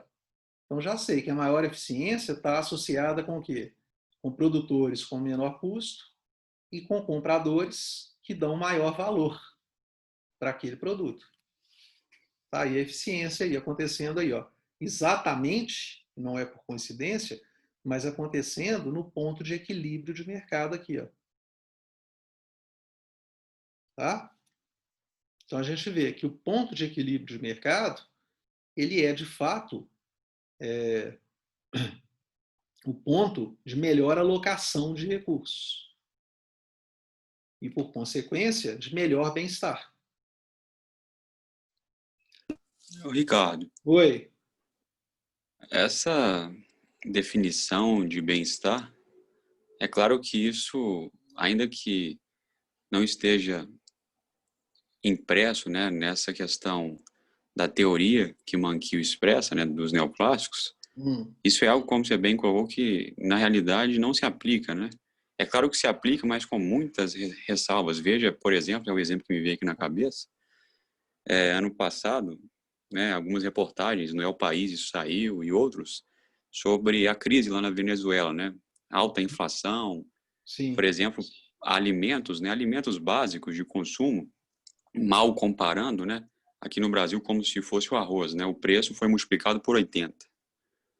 Então, se nós comprássemos 1 quilo de arroz a R$5, nós passaríamos a pagar pelo mesmo quilo de arroz R$400. Essa lógica de eficiência, talvez pautada no bem-estar, nesse tipo de contexto, né, isso não se aplica, não? Porque as pessoas... Sim, pode ir. Pode falar, Pode professor. concluir, desculpa, eu te interrompi. Pode concluir, por favor. Porque no meu modo de raciocinar, tendo em vista toda essa teoria que nos foi apresentada, tendo em vista necessariamente a eficiência pautada pelo bem-estar, pessoas que têm necessidade de consumo básico, e todos nós temos de alguns alimentos, né, até por contas fisiológicas, Sim. não vão conseguir, por meio desse excedente, e esse excedente é compreendido no campo da eficiência como a questão do alcance do bem-estar, consumir algo que há uma hiperinflação no preço, ou até mesmo por conta da renda que ela tem, seja pelo trabalho, seja pela questão da capacidade técnica dela. Sim, você tem razão. A eficiência aqui, o bem-estar, é diferente, né, desse conceito aí que você está apresentando aqui. E você está apresentando, então é diferente desse conceito aqui do Menkyo. O bem-estar, nesse caso seu, não está sendo atingido. Por quê? Porque isso não está bom, provavelmente, lá na Venezuela, não está bom para o consumidor, né? O consumidor, ele não vai estar nessa faixa aqui, né? Você está colocando aqui o preço muito alto. Então, o preço é como se ele estivesse muito acima de 30. Ele estaria muito acima aqui, ó. Então, você vai ter pouca gente disposta a comprar, ou com dinheiro para comprar, né? Imagina se o preço estivesse aqui, ó, 50. Venezuela subiu muito o preço. Vai estar aqui, ó. Ou seja, o bem-estar daquela população ali tá pior, né? Exato, é claro que é um modelo, né? Como todo modelo, a gente tem que aceitar certas afirmações, né? E tem que ver as limitações do modelo. Não tem modelo perfeito. E aqui você já tem uma limitação que, quando você fala no caso da Venezuela, não vai se aplicar. Porque aqui a gente está pensando, esse modelo aqui, ele considera mercados de concorrência perfeita. Percebe? Ou próximos de concorrência perfeita. Ou seja, você tem uma quantidade muito grande de produtores e de compradores. Acredito, no caso da Venezuela, isso não deva estar acontecendo. Né? Então, o modelo realmente, ele acaba, na aplicação prática, ele sofrendo essas limitações. Né? Tá? Ok, Pedro? Obrigado, Yuri. Ok. Tá perfeito se você assim. Tá? O caso lá da Venezuela, ele não está aqui, ó, nesse ponto, né? Ele vai estar aqui, assim, o preço, né? O preço subiu muito desse ponto de equilíbrio, né? É como se a curva de oferta ela se deslocasse para cá, né? A curva de demanda continua igual e a curva de oferta vai deslocando para cima aqui, ó. Então a gente teria uma curva de oferta, por exemplo, aqui, ó, ou aqui, né, no limite, né? Percebe? O preço Percebo, sobe, tinha até uma música, né? Eu não sei se os colegas lembram, né, o excedente total. até Oi? você, Ricardo. Tinha até uma música, né, fazendo uma breve brincadeira com esse aí que dizia que, eu nem lembro quem cantava isso, que o de cima sobe e o de baixo desce. Mal Exatamente. comparando, é exatamente isso daí, né? Quanto mais sobe, menos pessoas têm condição para ir e demandar aquilo, e até menos pessoas têm condição de ofertar aquilo no mercado. Exatamente isso. Tá? O ponto de equilíbrio vai subir aqui, né? Para cá, ó. Beleza, Pedro? Bem colocado aí. Bons Beleza, obrigado, comentários, tá? Ricardo. Obrigado aí pelos comentários. Tá? Eu acho que isso que você está falando, para a gente ver essa mecânica das curvas e do equilíbrio, eu acho que fica mais claro aqui, ó, com esses slides aqui também, ó, isso que você está comentando. Vamos ver aqui, né? Olha, a quantidade.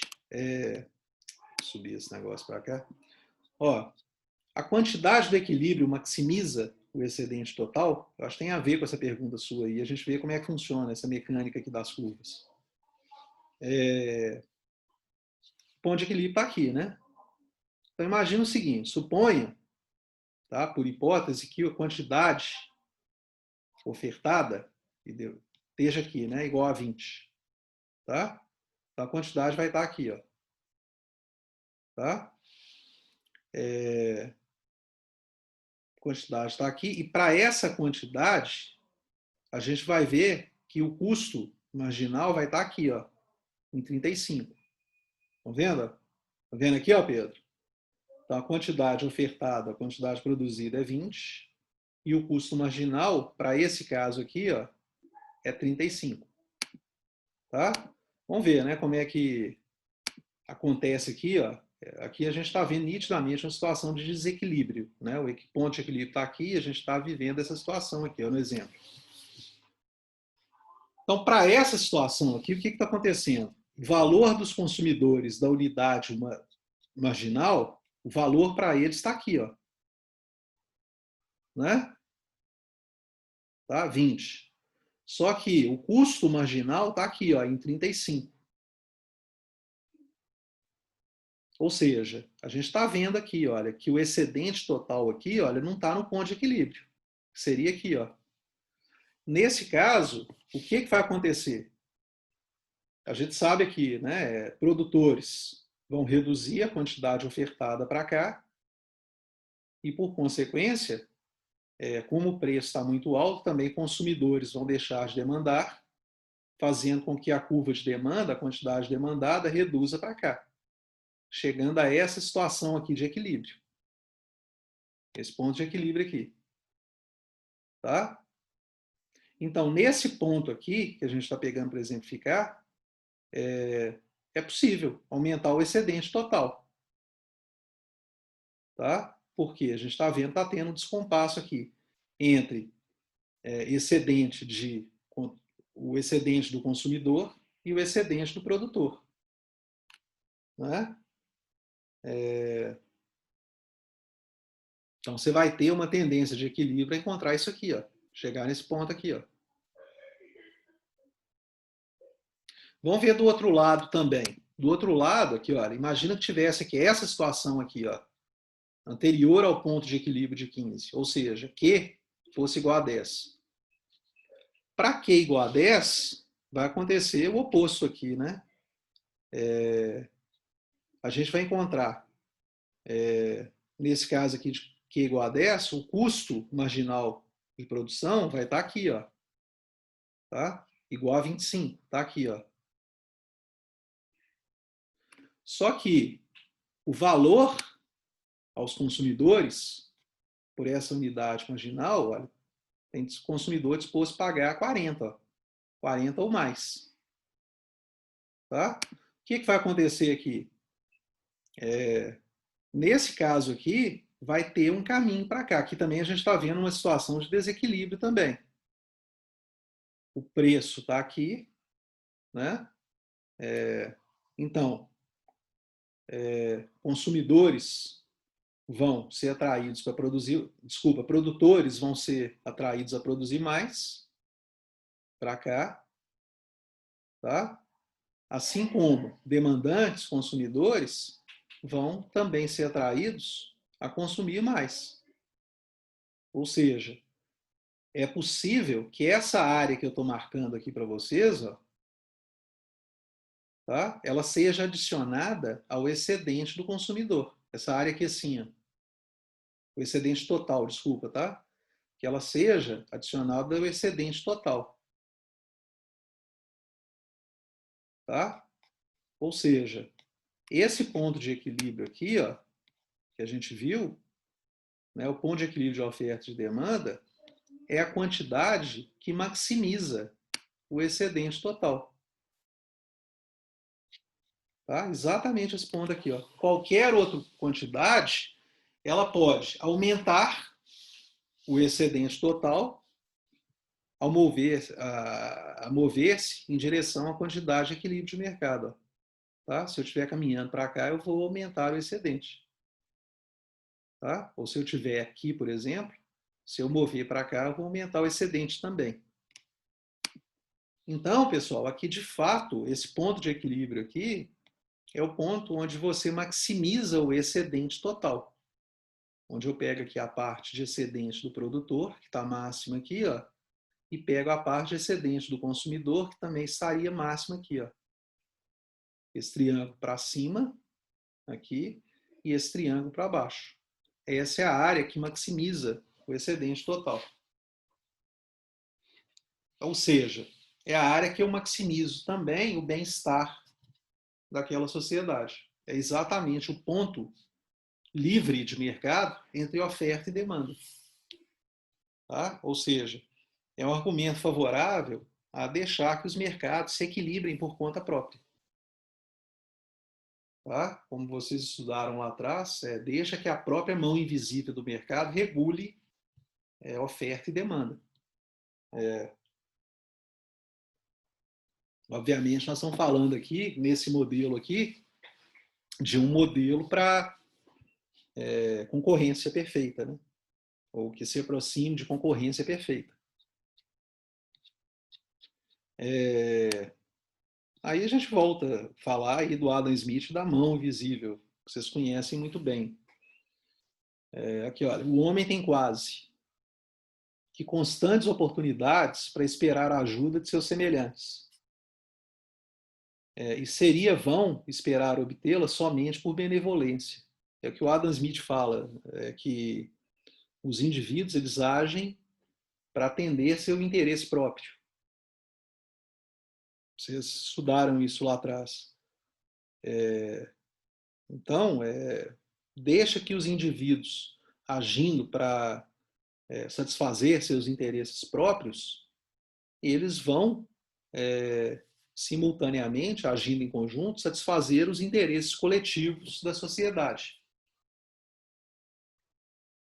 Então, terá maior chances de ser bem-sucedido se puder interessar o amor próprio deles ao seu favor. Então, se os indivíduos agirem para satisfazer os interesses próprios, e de quebra, de tabela, que a satisfação dos interesses próprios que o indivíduo tem também satisfizerem a sua necessidade, ou a necessidade dos outros, a necessidade do mercado, isso vai ser melhor. Mas não espere que o indivíduo haja, de acordo com Adam Smith, haja de uma maneira meramente altruísta, só para satisfazer os outros. Então, terá mais chances de ser bem-sucedido se puder interessar o amor próprio deles ao seu favor e mostrar-lhe que é para a sua própria vantagem fazer para ele aquilo que deles exige. Então, o indivíduo agindo para satisfazer os interesses dele, eles acabam satisfazendo os interesses coletivos também.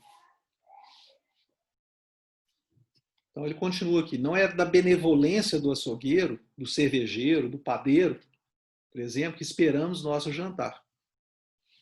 O padeiro não está produzindo pão ali, não é porque ele está sendo altruísta e quer alimentar a fome das pessoas do mundo que consomem pão. O Adam Smith está produzindo pão que ele quer ganhar dinheiro com aquele negócio para matar a própria fome e atender às próprias necessidades que ele tem enquanto padeiro. Mas ao buscar atender às necessidades que ele tem enquanto padeiro, açougueiro, ou cervejeiro, ou qualquer outro produtor, ele está de tabela, né, em paralelo, atendendo às necessidades, satisfazendo as necessidades dos outros também. Então não é da benevolência do açougueiro, cervejeiro, do padeiro que esperamos nosso jantar, mas da consideração que eles têm pelos próprios interesses. Ao produzir pão, carne, cerveja, ou qualquer outro tipo de produto, eles estão, em primeiro lugar, buscando atender os interesses deles. Né? Mas quando eles fazem isso, eles atendem o interesse do outro. Continuando aqui, o Adam Smith. Cada indivíduo não tem intenção de promover o interesse público. Nem sabe quanto o está promovendo.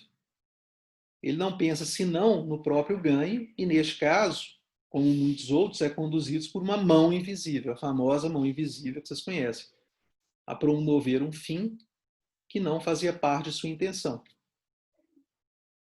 Então, ao promoverem o interesse próprio, eles estão sendo conduzidos por uma mão invisível do mercado que acaba promovendo o interesse coletivo.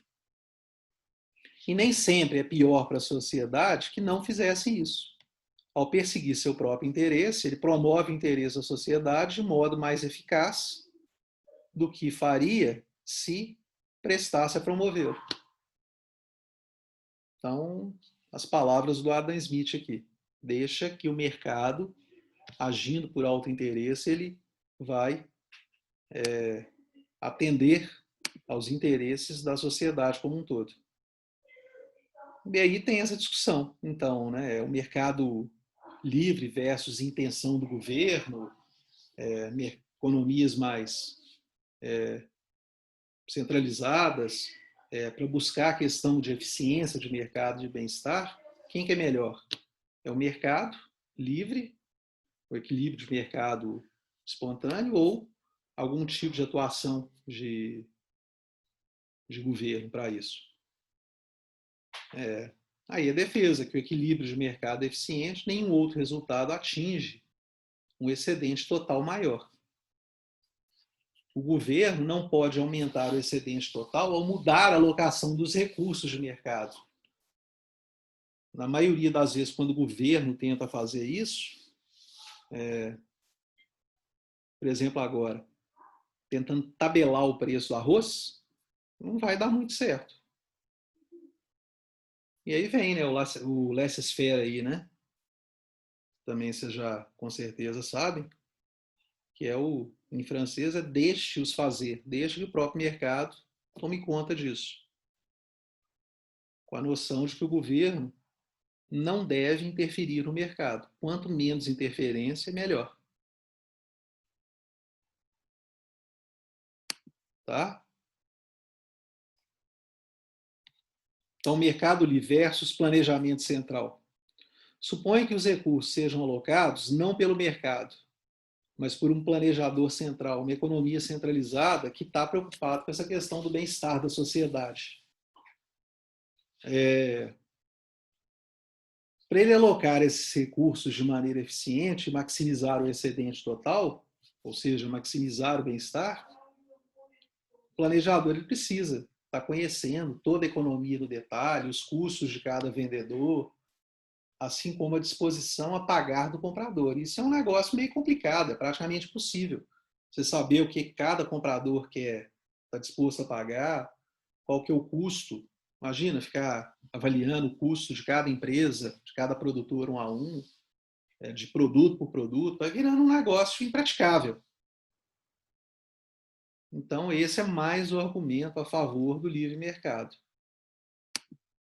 Ok, pessoal? Então, conclusão do capítulo aqui. Lá no início do Menkyo, ele apresenta, no primeiro capítulo, 10 princípios da economia. Eu não sei se vocês leram o Menkyo lá atrás.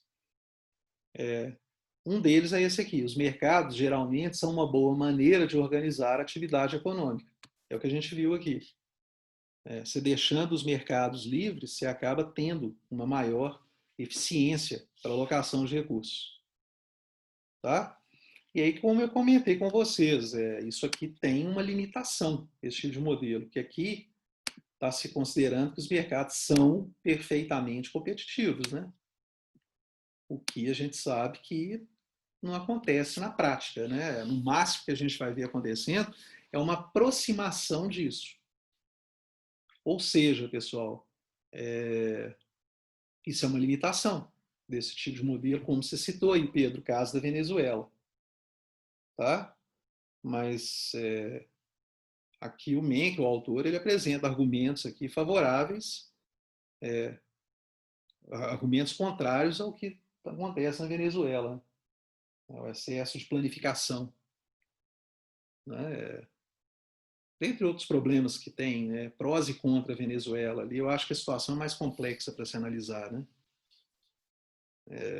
Tem interferência externa, tem um monte de coisa ali, né? Mas a economia muito centralizada e muito planificada, ela acaba apresentando esses problemas de dificuldade de eficiência para alocação de recursos.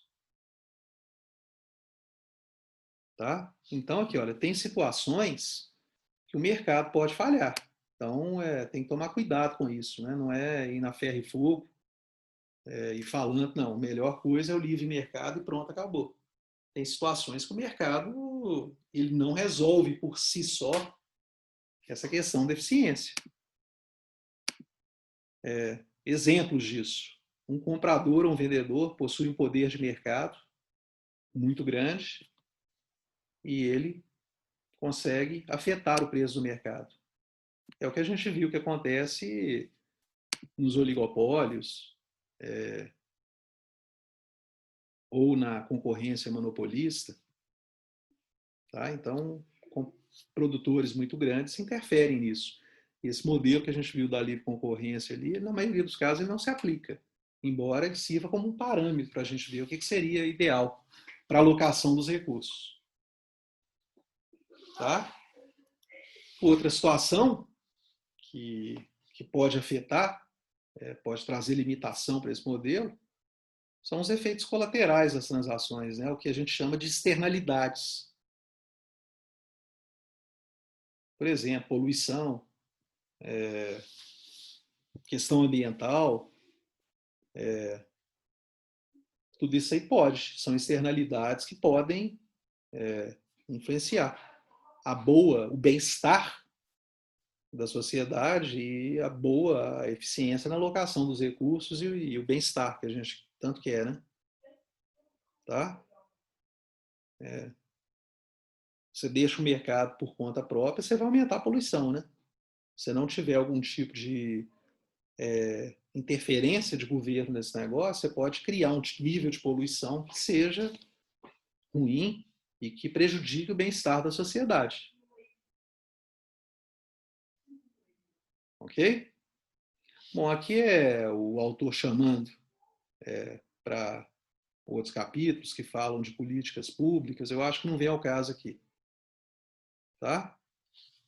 Acho que aqui não vem ao caso esse. Mas, apesar aqui para a gente dessas falhas de mercado, dessas limitações do modelo e das falhas de mercado, esse tipo de análise aqui a gente pode aplicar em muitas situações. E a mão invisível, tanto falada aí pelo Adam Smith, ela continua sendo importante. Quanto mais livres os mercados forem e, ao mesmo tempo, aproximarem dessa concorrência perfeita, melhor para o bem-estar da sociedade. Tá, pessoal?